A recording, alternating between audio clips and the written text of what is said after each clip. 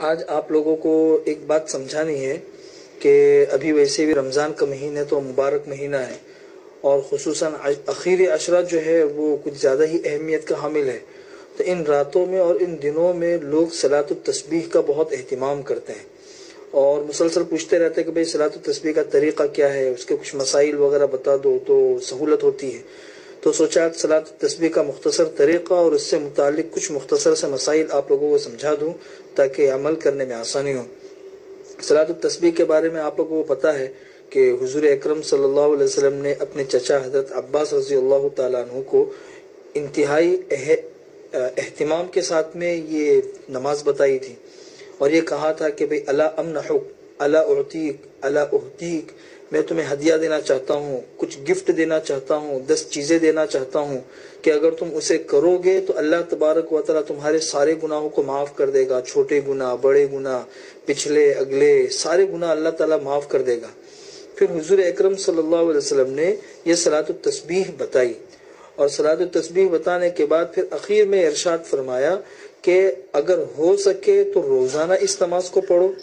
اور اگر روزانہ نہ پڑھ سکو تو کم سے کم ہفتے میں 1 دن پڑھو، ہفتے میں 1 دن نہ پڑھ سکو تو مہینے کے اندر 1 دن پڑھو، مہینے کے اندر 1 دن نہ پڑھ سکو تو سال میں 1 مرتبہ پڑھو، سال میں بھی 1 مرتبہ نہ پڑھ سکو تو کم سے کم زندگی میں 1 مرتبہ ضرور پڑھو۔ بعض کے نزدیک یہ اس روایت کے اعتبار کی وجہ کچھ ضعف اس کے اندر جو کتابوں کے اندر لکھی ہوئی ہے۔ اب صلاۃ التسبیح پڑھنے کا طریقہ کیا ہے؟ 2 طریقے ہیں۔ ایک طریقہ تو یہ ہے کہ نیت کرے کہ میں صلاۃ التسبیح کی نماز پڑھ رہا ہوں، نماز نیت باندھے، نیت باندھنے کے بعد ثنا پڑھے، پھر اس کے بعد سورہ فاتحہ اور پھر سورت، 4 رکعت کی نماز ہوگی، اور ہر رکعت میں کوئی مخصوص سورت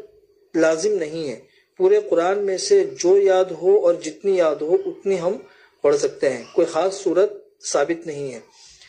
پھر اس کے بعد سورت پڑھنے کے بعد 15 مرتبہ تیسرا کلمہ پڑھنا ہے، سبحان اللہ والحمد للہ ولا الہ الا اللہ واللہ اکبر، اور 15 مرتبہ پڑھنے کے بعد پھر رکوع کرنا ہے، رکوع کی تسبیح کے بعد پھر 10 مرتبہ پڑھنا ہے، رکوع سے کھڑے ہوں گے تو پھر اس کے بعد 10 مرتبہ یہ تیسرا کلمہ پڑھنا ہے،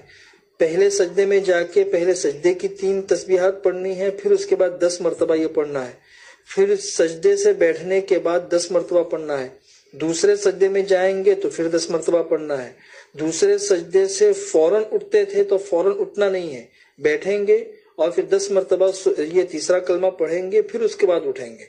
اس طریقے سے ایک رکعت میں 75 مرتبہ ہوتا ہے، اور چاروں رکعتوں کے اندر یہ 300 مرتبہ تسبیح ہوتی ہے۔ چونکہ یہ تیسرا کلمہ اس پوری نماز کے اندر 300 مرتبہ پڑھا جاتا ہے، اس وجہ سے اس کو صلاۃ التسبیح کہتے ہیں۔ ایک طریقہ تو یہ ہے، اور پھر اسی طریقے کے اندر دوسری رکعت کے اندر بیٹھیں گے، دوسری رکعت میں اور چوتھی رکعت میں پہلے التحیات پڑھیں گے، پہلے یہ 10 مرتبہ یہ تسبیح پڑھیں گے، پھر اس کے بعد التحیات پڑھیں گے۔ یہ تو پہلا طریقہ ہوا۔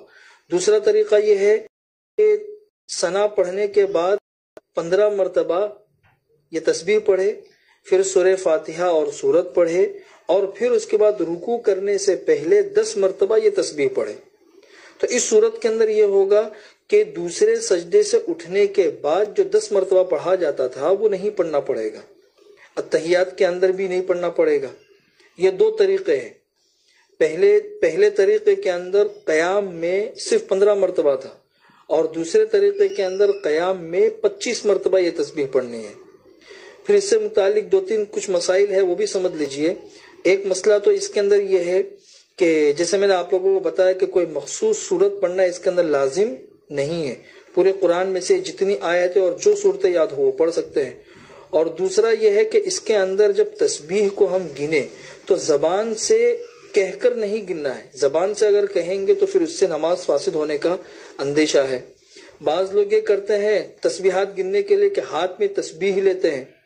اور اس طریقے سے گنتے ہیں، تو اس طریقے سے گننے میں بھی نماز کے فاسد ہونے کا اندیشہ ہوتا ہے۔ نماز تو فاسد نہیں ہوگی، لیکن یہ طریقہ بھی بہتر نہیں ہے۔ سب سے بہتر طریقہ یہ ہے کہ انگلی ہے، اس انگلی کو دباتے رہیے تو اس سے اندازہ لگ جائے گا کہ بھئی 1 ہوئی، 2 ہوئی، 10 ہوئی، 15 ہوئی۔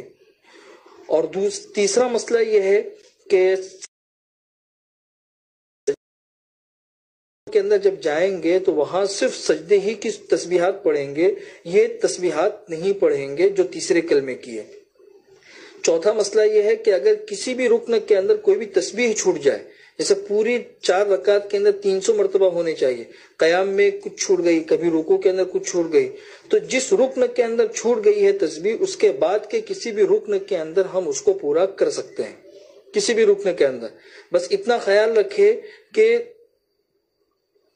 جب دوسرے سجدے سے کھڑے ہوتے ہیں، دوسرے سجدے سے پہلی رکعت میں اور تیسری رکعت میں، تو اس وقت میں وہ قضا تسبیح نہ پڑھے۔ اسی طرح دونوں سجدوں کے درمیان بیٹھتے ہیں تو اس وقت بھی یہ تسبیح نہ پڑھے۔ اسی طرح رکوع سے جب کھڑے ہوتے ہیں اس وقت بھی قضا نہ کرے۔